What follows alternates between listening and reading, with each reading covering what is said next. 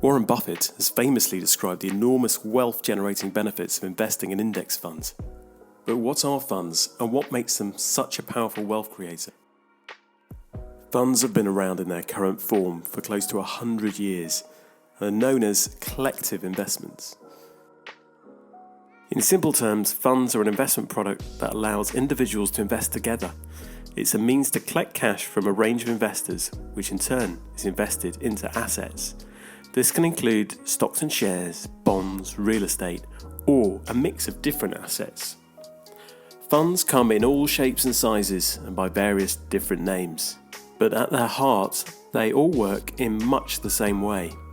The pool of cash or capital is invested into assets with a focus on growing the value of the fund and making money for everyone that's put money into it.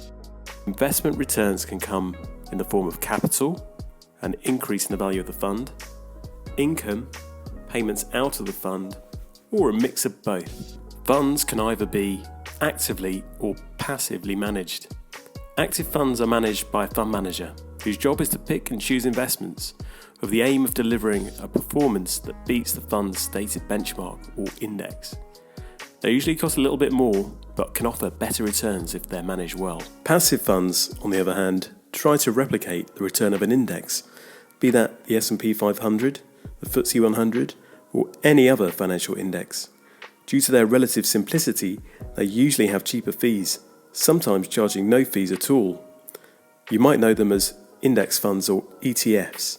Their performance is driven by whichever index they replicate, and because their fees tend to be lower, it can ensure you get a greater proportion of any returns they make. Let's look at the top 5 features of an investment fund that makes them so attractive to savers. Think of a fund as a hands-off way of having your money managed on your behalf. The tough decision is choosing which fund to buy. After that, it's a very low-maintenance investment, bar occasionally keeping a check on the performance. Funds are managed by professional investors whose sole job is to manage your money day to day. At the top of the tree is the fund manager who ultimately makes the decisions about what to buy and sell. These investment professionals are incentivized to generate returns on your behalf through a concept called fiduciary duty, or in other words, they're obligated to work in your best interests. For those that are lacking investment skills and knowledge, are time poor, or simply want access to better investment capabilities, funds offer a great all-in-one solution. Diversification is the concept of spreading your risk. A single equity fund that invests in stocks can typically invest in anywhere between 50 and 200 different companies, which means that you can reduce the risk of any one company failing or making less than optimal returns by investing in a fund. Not all funds are built the same, and each carry their own risk, but diversification can provide some level of protection. Buying a fund can offer a cost-effective way to invest in global markets. Say, for example, you wanted to invest in the US stock market or emerging markets like India or China.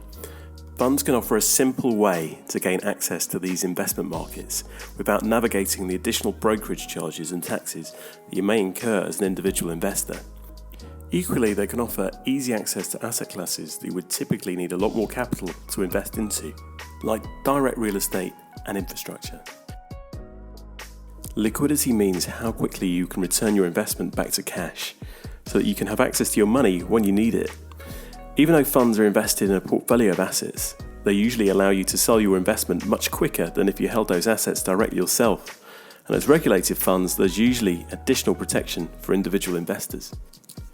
And probably the most powerful feature of all, the concept of compound gains, or to put it in simple terms, that any gains you make will also grow and make more money, which over the medium to long term can magnify your returns even more. The best single thing you could have done on March 11th, 1942, when I bought my first stock, was just buy an index fund. But if you'd put $10,000 that reinvested dividends, I'd come to $51 million now. For most of us, we're not investing for a lifetime, but the principle still applies, that any investment gains can compound over time to make a small investment into a significantly bigger investment if you invest in the right way.